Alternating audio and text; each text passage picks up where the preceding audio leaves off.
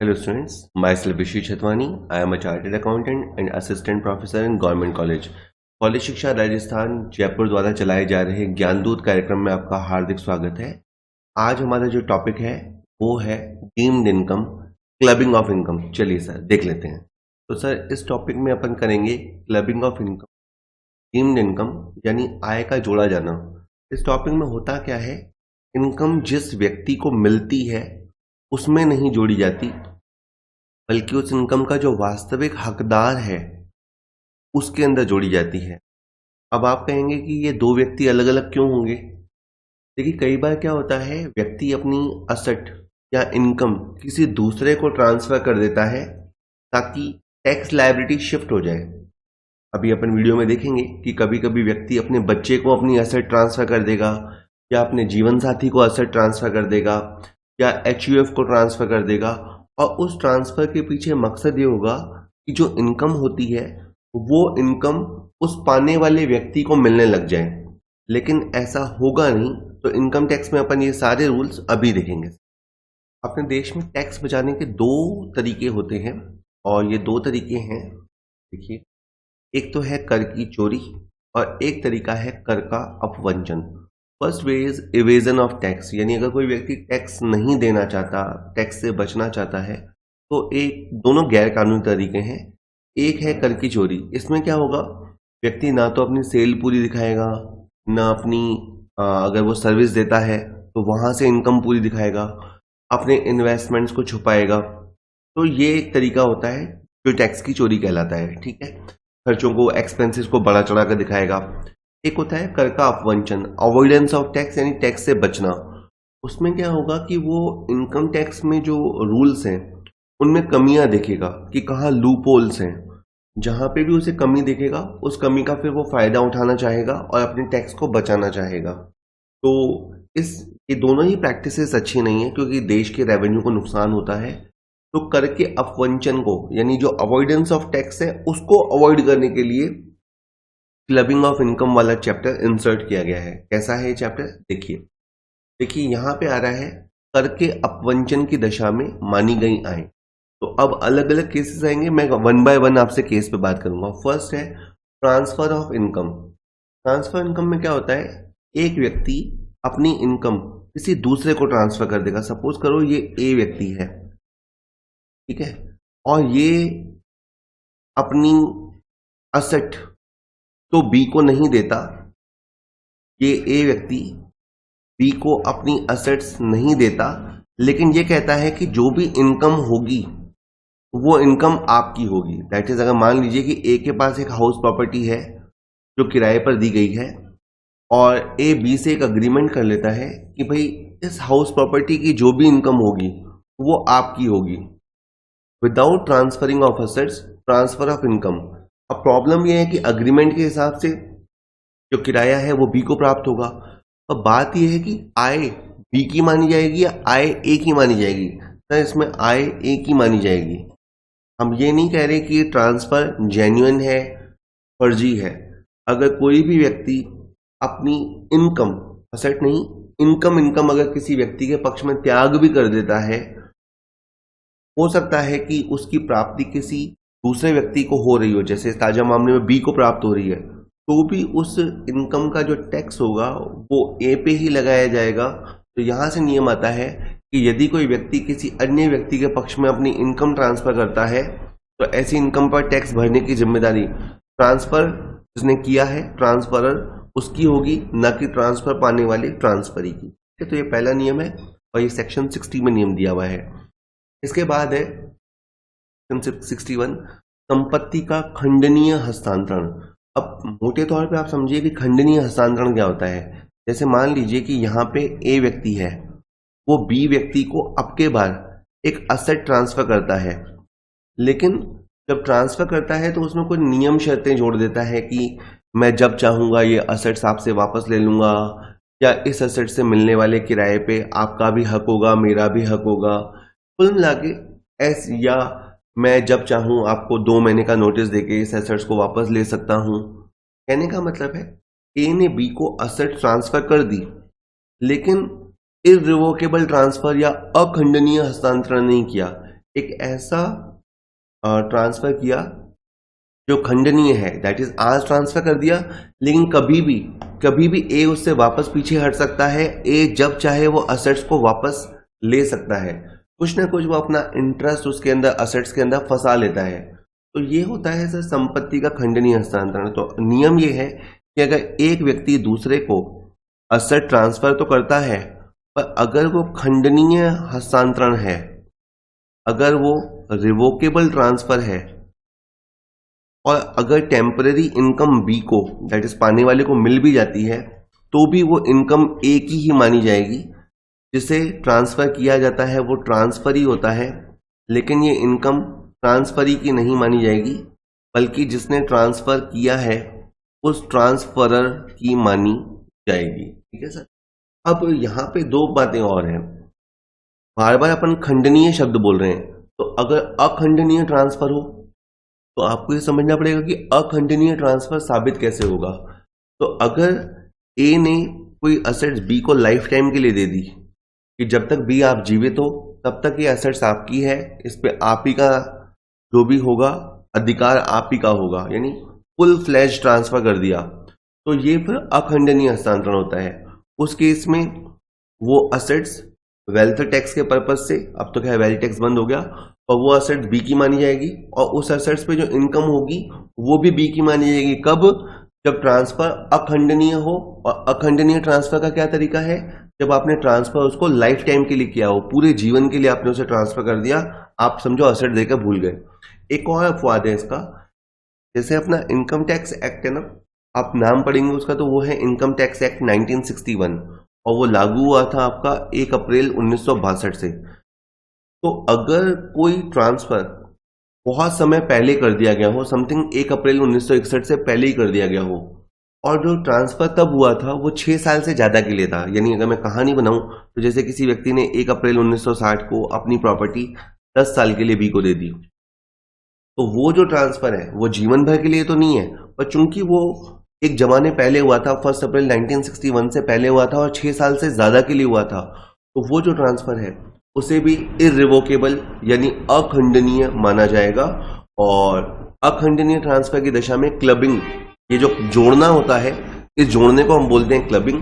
इस क्लबिंग के नियम अट्रैक्ट नहीं होंगे, यानी इसकी क्लबिंग नहीं होगी। क्लबिंग नहीं होगी का मतलब है जिसके पास असेट्स है इनकम उसी की मानी जाएगी और क्लबिंग को लागू नहीं किया जाएगा।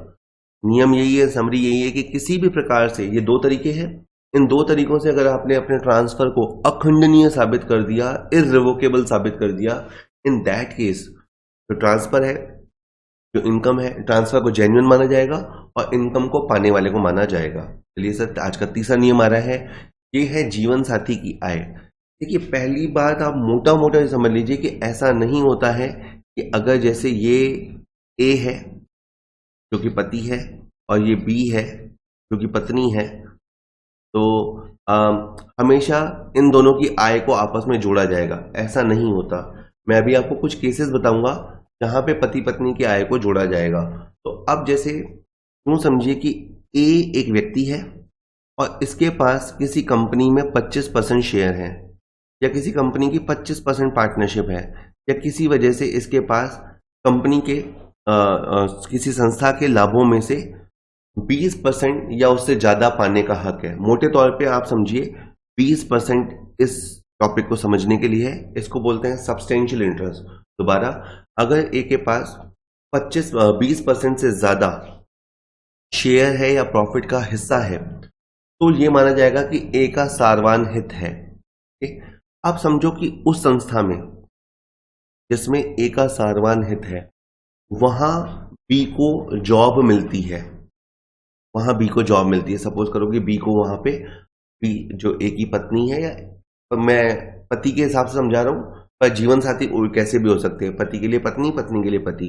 तो बी जो उसकी जीवन साथी है, वहां उसे अकाउंट्स की जॉब मिल जाती है और उसे वहां पे 15,000 रुपया महीना सैलरी मिलने लग जाती है।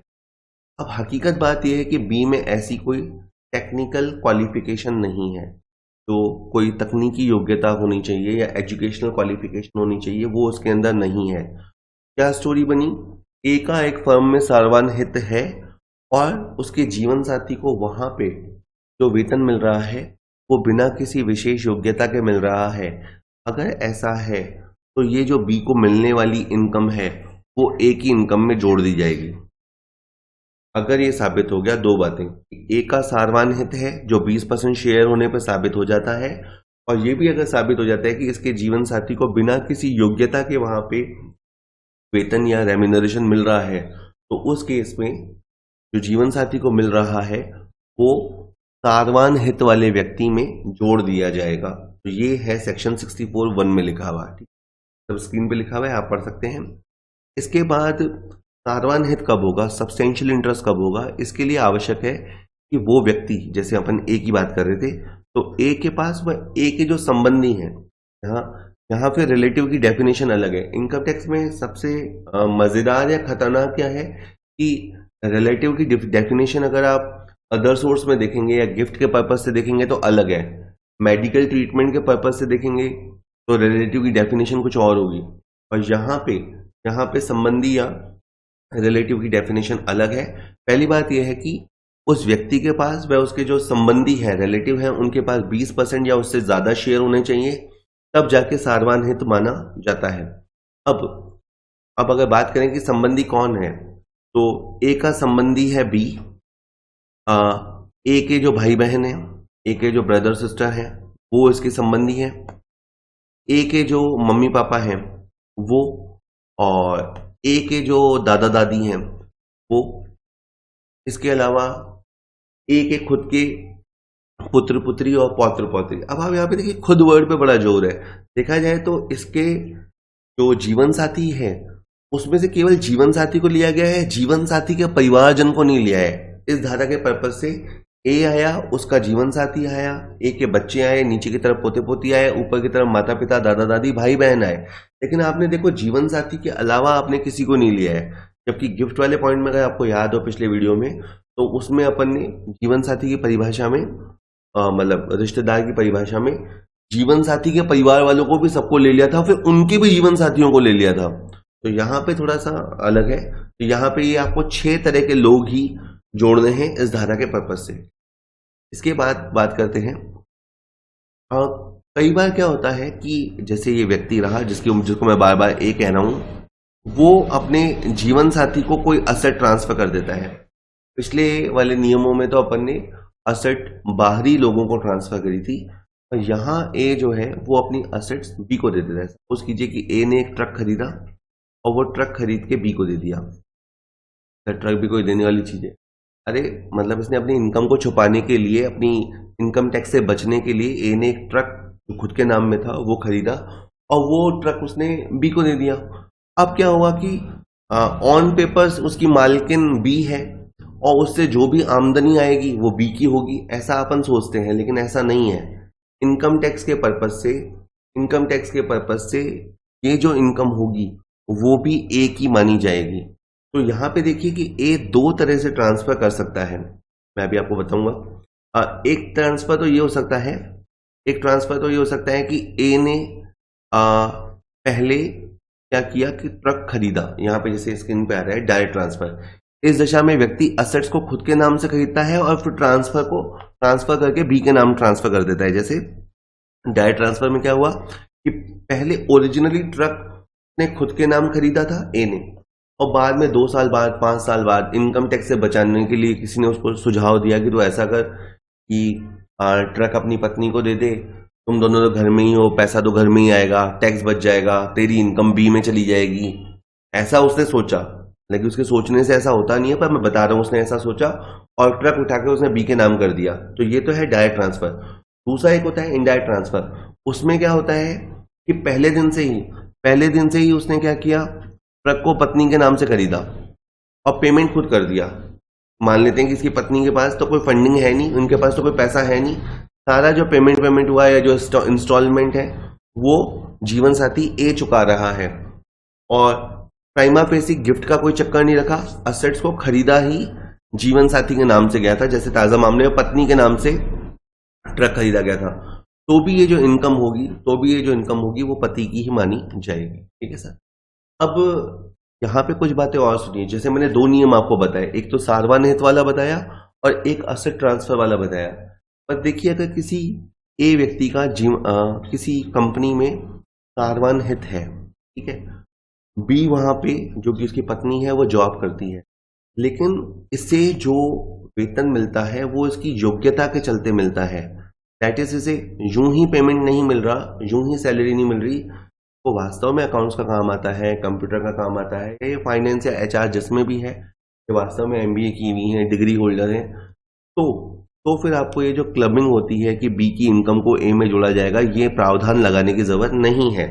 तो जहां जहां कहीं ट्रांजैक्शन जेन्युइन है, बी को अगर वेतन मिल रहा है उसकी योग्यता के चलते मिल रहा है, तो फिर आपको क्लबिंग प्रोविजन नहीं लगाने हैं। इसी तरह से अगर मान लीजिए कि ए ने बी को जो ट्रक दिया था वो मान लीजिए कि 15 लाख की चीज थी और 15 लाख रुपए लेके दिया। गौर कीजिए कि ए ने जो ट्रक बी को दिया वो पर्याप्त प्रतिफल, एडिक्वेट कंसीडरेशन में दिया। 15 लाख की चीज थी और 15 लाख में दी है, तो फिर क्या होगा, तो भी जो इनकम होगी वो पाने वाले की ही होगी। जो ट्रक है वो बी का माना जाएगा और जो इनकम है वो भी बी की मानी जाएगी। आपको क्लबिंग करने की जरूरत नहीं है। मैं इसमें एक नियम और बता दूं, पर अगर 15 लाख की चीज को आपने उसे 10 लाख में दिया तो आपने तो फिर थोड़े से क्लबिंग के प्रोविजन अट्रैक्ट होंगे।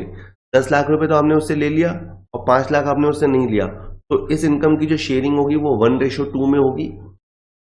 2/3 हिस्सा पाने वाले का माना जाएगा और 1/3 हिस्सा देने वाले का माना जाएगा। ठीक, मैं समझाते समय एग्जाम्पल में ये मान के समझा रहा हूं कि एक पति पत्नी को ट्रांसफर दे रहा है, पर उल्टा भी हो सकता है, पत्नी पति को भी दे सकती है, उसमें कोई बड़ी बात नहीं है। मेरे लिए थोड़ा पति द्वारा पत्नी को दिया जा रहा समझाना आसान है और मैं बार बार वर्ड्स में कंफ्यूजन नहीं करना चाहता, इसीलिए मैं इस तरह से समझा रहा हूं। के बाद है कि अगर ट्रांसफर जो किया गया है असेट्स का वो तलाक की वजह से किया गया है, तो जिसे ट्रांसफर मिला है वही टैक्स भरेगा। तो सपोज कीजिए कि ए है और बी है, इन दोनों के बीच में शादी हुई थी, बाद में किसी विवाद के चलते इनके बीच में तलाक हुआ, और तलाक हुआ तो कुछ संपत्तियों का बंटवारा भी करना पड़ता है। ठीक है, आपको कुछ भरण पोषण के लिए राशि भी देनी पड़ती है। तो मैं भरण पोषण की बात नहीं करता, ए को एक मकान बी को देना पड़ा। जब इन दोनों ने अलग होने का फैसला किया तो कोर्ट ऑर्डर के हिसाब से एक मकान ए को बी को देना पड़ा। बाद में मान लीजिए कि इस मकान से रेंट आता है, तो वो इनकम किसकी मानी जाएगी, तो वो इनकम बी की ही मानी जाएगी। तरह से आप ध्यान रखेंगे ट्रांसफर के केस। एक और बात है कि अगर ए ने बी को कोई असेट दी और उसमें अगर कोई ग्रोथ होती है, तो जो ग्रोथ पार्ट है वो पाने वाले का ही माना जाएगा। सपोज कीजिए कि ए ने 5,000 शेयर्स बी को दिए, ठीक है, और ये भी मान लेते हैं कि इसके बाद 1,000 शेयर्स बोनस के तौर पे बी को मिले। ठीक है, अब क्या हुआ कि आगे चल के बी ने सारे के सारे शेयर्स बेच दिए। 5,000 वो जो उसे अपने पति से मिले थे वो, और 1,000 शेयर जो उसे बोनस के तौर पे मिले थे वो। इन 6,000 शेयर्स को बेचा और उन 6,000 शेयर्स को बेचने पे कैपिटल गेन हुआ, तो उस कैपिटल गेन को 5:1 में डिस्ट्रीब्यूट किया जाएगा। तो जो बोनस पार्ट वाला कैपिटल गेन है वो तो माना जाएगा पत्नी का, और जो ओरिजिनल शेयर से संबंधित कैपिटल गेन है वो माना जाएगा ट्रांसफर देने वाले का। तो आपको ये भी नियम ध्यान रखना है। और एक और बात इंटरेस्टिंग है कि जब आप एक क्लबिंग के प्रोविजन लगाते हैं पति पत्नी के बीच में, तो जिस समय ट्रांसफर हुआ था और जिस समय आप टैक्सेबल करते हो, उस दोनों ही समय पे उनके बीच में पति पत्नी का संबंध होना चाहिए। जैसे मान लीजिए कि ए ने एक हाउस प्रॉपर्टी बी को दी, ठीक है, और जब ट्रांसफर की है असेट्स, जब ए ने बी को ट्रांसफर की है, तो उन दोनों के बीच में शादी हो चुकी थी। ठीक है, शादी हो चुकी थी और अभी भी इनकी शादी चल रही है, दैट इज कोई तलाक वलाक जैसा कोई इशू नहीं हुआ है। तो क्लबिंग होगी और बी को जो इनकम मिलेगी वो इनकम ए की मानी जाएगी, क्योंकि ट्रांसफर होते समय और इनकम अक्रू होते समय दोनों ही समय इनके बीच में पति पत्नी का संबंध था। अब मैं कहानी चेंज करता हूं। सपोज करो कि ए और बी की जब सगाई हो रही थी, ए और बी की जब एंगेजमेंट हो रही थी, तो उसने एक प्रॉपर्टी अपने जीवन साथी को दे दी, होने वाले जीवन साथी को दे दी। जब सगाई हो रही थी उसी समय उसने असेट्स अपने होने वाले जीवन साथी को दे दी, और बाद में बाद में इनकी शादी भी हो गई और हाउस प्रॉपर्टी से इनकम भी होने लग गई। लेकिन ये हाउस प्रॉपर्टी की जो इनकम है वो बी की मानी जाएगी, वो ए की नहीं मानी जाएगी। तो ट्रांसफ़र होते समय इनके बीच में पति पत्नी का संबंध नहीं था। ये जो तलाक वाला केस मैंने बताया उसमें भी क्या हुआ था कि जब असेट ट्रांसफ़र हुई थी उस समय तो ये पति पत्नी थे, लेकिन जब इनकम अक्रू हो रही है तो आज के दिन में तो ये पति पत्नी है नहीं, आज के दिन में तो कानूनी इनका तलाक हो गया। ठीक है, तो फिर यानी संबंध विच्छेद हो गया, तो उस केस में फिर इनकम फिर पाने वाले की मानी जाएगी। तो ये आपको ध्यान रखना है कि at the time of transfer and at the time of accrue of income, वो टाइम दोनों के दोनों समय में वो स्पाउस होने चाहिए, जीवन साथी होने चाहिए। और जो सगाई होती है, सगाई का वो शादी के बराबर दर्जा नहीं दिया जाता। ठीक, इसके बाद एक होते हैं डबल सारवान हित वाले प्रश्न। ये मैंने काफी फनी सी लैंग्वेज लिखी है, डबल सारवान हित वाले प्रश्न। देखिए, थोड़ी देर पहले मैंने कहा कि जैसे ए के पास एक कंपनी के 25% शेयर है और बी उस कंपनी में बिना विशेष योग्यता के जॉब कर रही हैं। अब स्टोरी ये है कि ए के पास उस कंपनी के 25% शेयर है और बी के पास उस कंपनी के 30% शेयर है। दैट इज दोनों के पास ही उस कंपनी के अच्छे खासे शेयर्स हैं। तो इसमें आपको क्या करना पड़ेगा, और ये भी मान लेते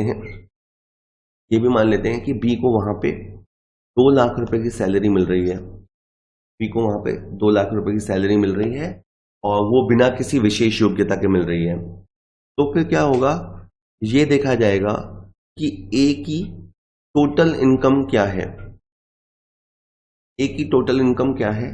अच्छा चलो थोड़ा कहानी को इंटरेस्टिंग बनाते हैं। वहां पे ए को भी बिना विशेष योग्यता 3 लाख वेतन मिल रहा है, तो दोनों का ही सारवान हित है और दोनों ही बिना विशेष योग्यता या टेक्निकल क्वालिफिकेशन के 3 लाख और 2 लाख रुपए सैलरी उठा रहे हैं।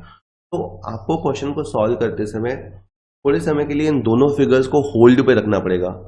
दोनों फिगर्स को होल्ड पे रख के आप ये देखोगे कि इस पॉइंट के अलावा ए की आमदनी कितनी है, सपोज 25 लाख, और आपने ये देखा कि बी की इसके अलावा बाकी की इनकम कितनी है, तो सपोज करो रिजल्ट आया 26 लाख।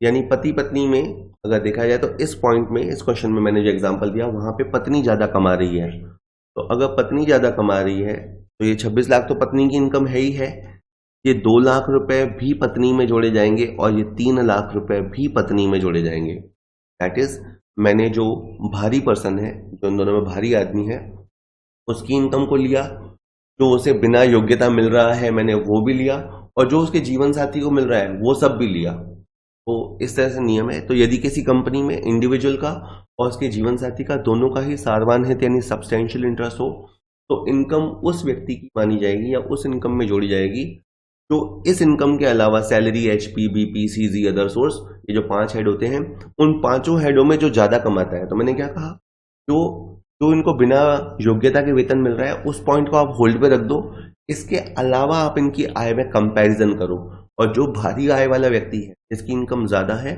वो कम आय वाले इनकम को भी अपनी तरफ खींच लेगा। मैं इस 25 लाख को खींचने की बात नहीं कर रहा हूं, जो वेतन उस संस्था से मिल रहा है वो इस तरफ जोड़ लिया जाएगा।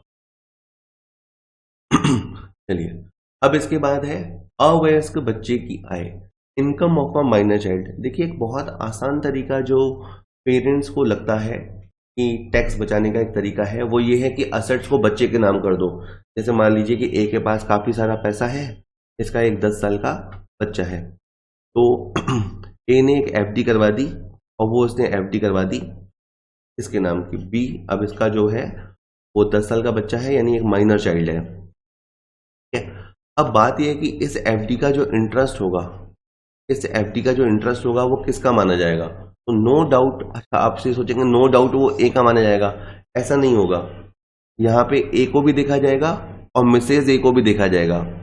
ए, अब जैसे मान लीजिए कि ए नौकरी करते हैं, जॉब करते हैं और इनकी इनकम है 12 लाख रुपए 1 साल की, और मिसेज ए भी कोई बिजनेस चलाती हैं और उनकी इनकम है 15 लाख रुपए की। तो इस केस में जो बच्चे की आय है वो इसकी माता की आय में जोड़ी जाएगी। तो यहाँ पे आपको ध्यान रखना है कि अगर पति पत्नी के बीच में तलाक ना हो तो बच्चे से मेरा सेंस है माइनर बच्चे, यानी जिसने 18 साल की एज प्राप्त ना की हो, तो जो 18 साल से छोटा बच्चे की इनकम है वो उसमें जुड़ेंगे, वो उस माता पिता में जुड़ेंगे आए दूसरे यानी अपने जीवन साथी से ज्यादा हो। तो जैसे अगर अपन ये कह भी देते हैं कि जो ट्रांसफर है वो पिता ने किया था संतान को, तो भी अनिवार्य नहीं है कि इनकम को आप पिता में जोड़ेंगे, बल्कि पिता या माता में से जिसकी आय ज्यादा होगी बच्चे की आय का समायोजन यानी क्लबिंग भी वहीं होगा। पहली बात तो ये दिमाग में रख लो कि इनकम बच्चे की तो मानी ही नहीं जाएगी, इनकम उसके माता या पिता की मानी जाएगी। और अगर मान लीजिए कि ये सारा केस है कि ए ने एक एफडी बी के नाम पे ट्रांसफर की, लेकिन ये भी बात है कि ए और बी का तलाक हो चुका है, इनका संबंध विच्छेद हो चुका है, तो ये देखना पड़ेगा कि इनका भरण पोषण कौन करता है। जो बच्चे का भरण पोषण होता है, मेंटेनेंस होता है, वो कौन करता है, यानी इसकी परवरिश पे पैसा खर्च कौन कर रहा है। तो सपोज कीजिए कि कोर्ट ऑर्डर के हिसाब से मान लीजिए कि बच्चा ए को दे दिया गया, मान लीजिए फॉर एनी रीजन कि बच्चा ए को दे दिया गया, तो जो बच्चे की इनकम है वो ए में जुड़ी जाएगी। और अगर मान लीजिए कि कोर्ट ऑर्डर से बच्चा जो है वो मिसेज ए के पास रहता है, तो फिर इनकम को भी मिसेज ए के अंदर जोड़ा जाएगा। तो ये सिंपल है, बिल्कुल सिंपल पॉइंट है। इन यानी ये जो बच्चे वाले केस है ना, इसमें ये मैटर नहीं करता है कि बच्चे को गिफ्ट कहाँ से मिला हो। देखिए, बच्चे को गिफ्ट उसके माता पिता से भी मिल सकता है, उसके दादा दादी से भी मिल सकता है, नाना नानी से मिल सकता है, किसी गैर रिश्तेदार से भी गिफ्ट मिल सकता है। मैटर ये करता है कि जो गिफ्ट मिला है उसका जो इनकम होगा, वो इनकम जो होगा वो माता या पिता का माना जाएगा।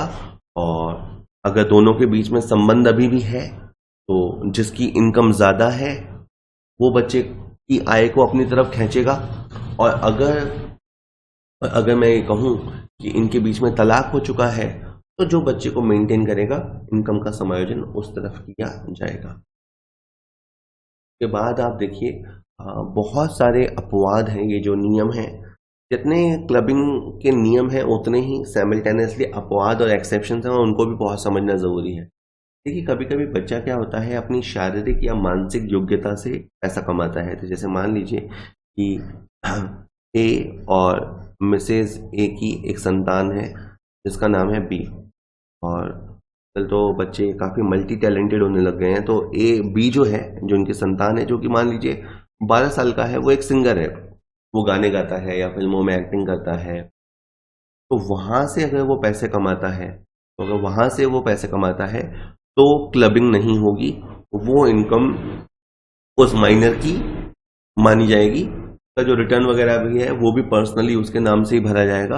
हालांकि जो सिग्नेचर वगैरह है साइनिंग अथॉरिटी में ए या उसकी मिसेज साइन कर देंगे, लेकिन आपको इस इनकम को छोड़ना नहीं है। तो ये समझना पड़ेगा कि ये सारे नियम के पीछे भावना क्या है।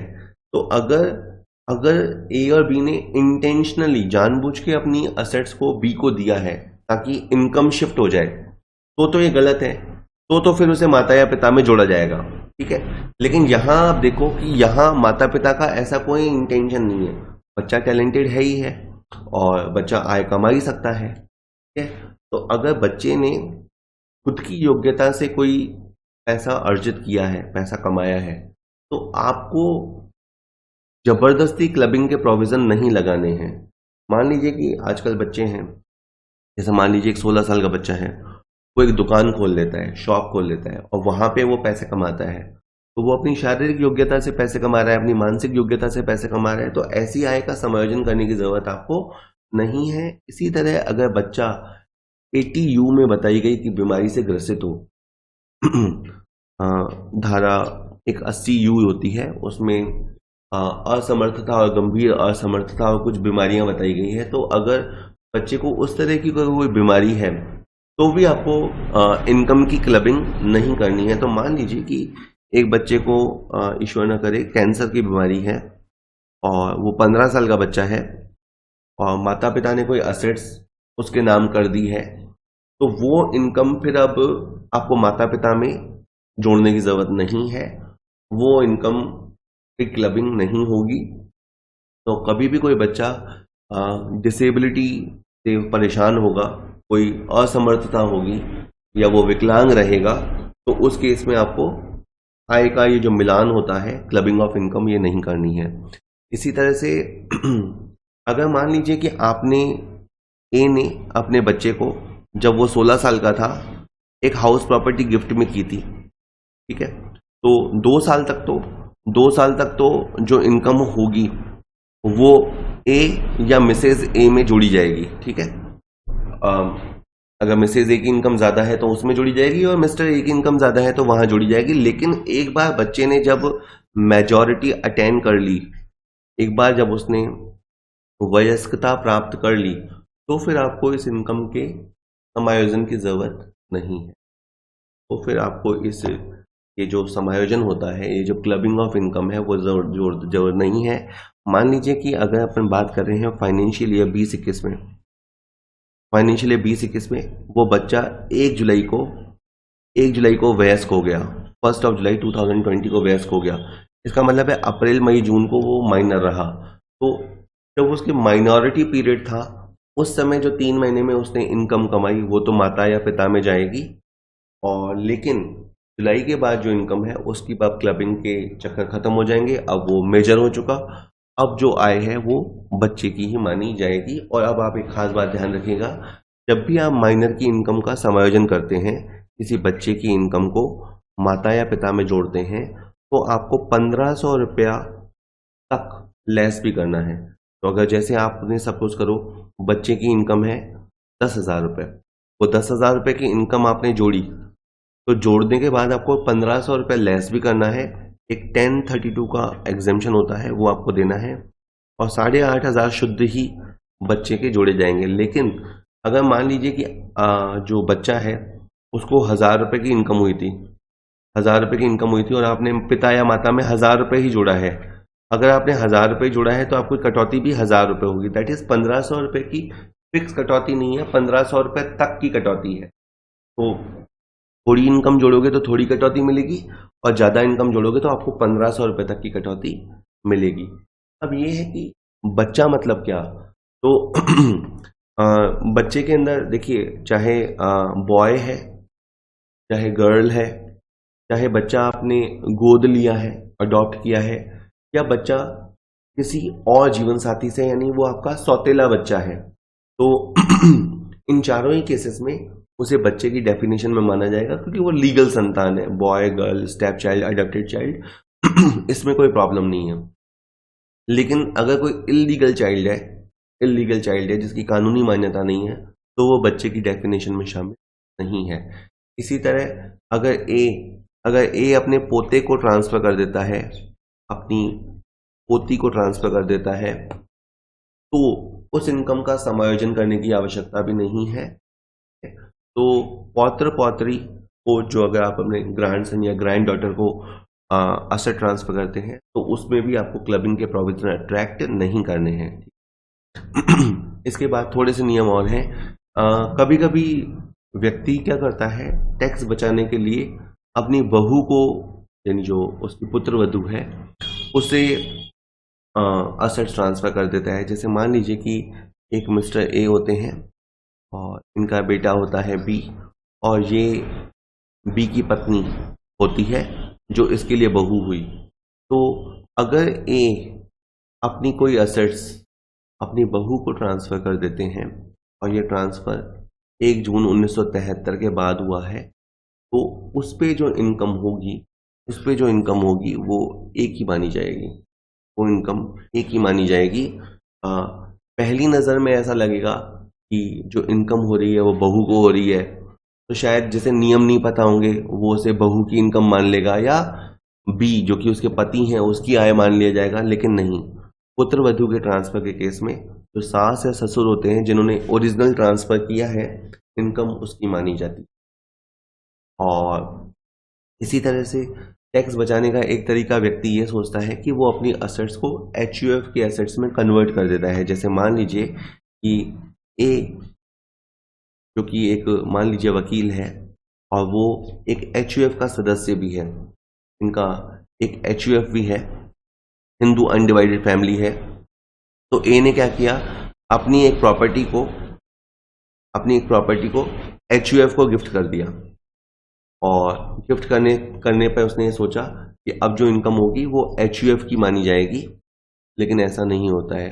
HUF के ऊपर अपन अलग से वीडियो देखेंगे। इसमें पेरेंटल एसेट्स को देखा जाता है, एंसेस्टर एसेट्स यानी पूर्वजों से मिली हुई संपत्तियों को देखा जाता है।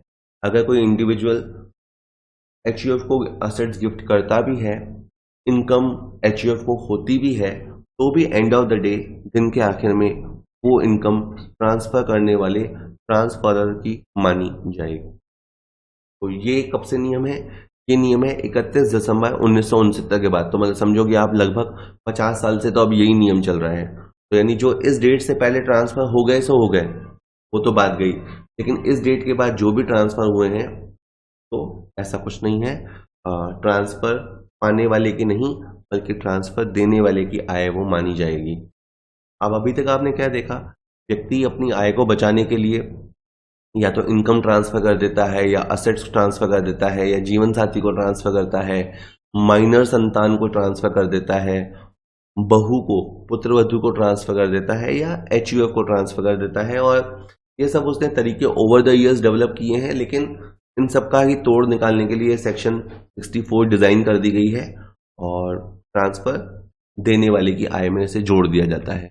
और ठीक है, ये अपवाद हम समझ गए कि अगर ट्रांसफर दिसंबर 1969 से पहले ही हो चुका है, तो फिर वो इनकम परिवार की मानी जाएगी, HUF इनकम मानी जाएगी। और अब एक लास्ट पॉइंट आने वाला है कि अगर कोई व्यक्ति, अगर कोई इंडिविजुअल अपनी असेट्स किसी ट्रस्ट को दे देता है, लेकिन उस ट्रस्ट में जो बेनिफिशियरी है, उस ट्रस्ट के जो लाभ प्राप्त करता है, अगर वो ट्रस्ट अपने माइनर संतान के लाभों के लिए है, या वो ट्रस्ट उसके जीवन साथी के लिए है, या वो ट्रस्ट अपनी बहू दैट इज पुत्र वधू के हितों के लिए है, तो इनकम जो है वो ट्रांसफर करने वाले की मानी जाएगी। यानी जब एक व्यक्ति ने देखा कि मैं जब इन लोगों को ट्रांसफर करता हूं, तो सीधा इनकम टैक्स की नज़र में आ जाता हूं, उनके रडार पे आ जाता हूं, और वो डीम्ड इनकम के प्रोविजन लगा देते हैं, तो उसने ये सोचा कि मैं ना डायरेक्ट ट्रांसफर नहीं करता हूं। ए ने क्या किया, एक ट्रस्ट क्रिएट किया। शायद एक प्राइवेट ट्रस्ट क्रिएट किया, और उसके जो बेनिफिशियरीज हैं, उसके जो लाभ प्राप्त करता है, वो उसने इनमें से इन सबको या इनमें से किसी को भी बना दिया। तो अगर ऐसा कुछ भी उसने किया है, दैट इज उसने ट्रस्ट का उपयोग किया है, तो उसके इस तरह से मीडियम का उपयोग करने से या बीच में एक मीडिएटर डालने से कुछ नहीं होगा।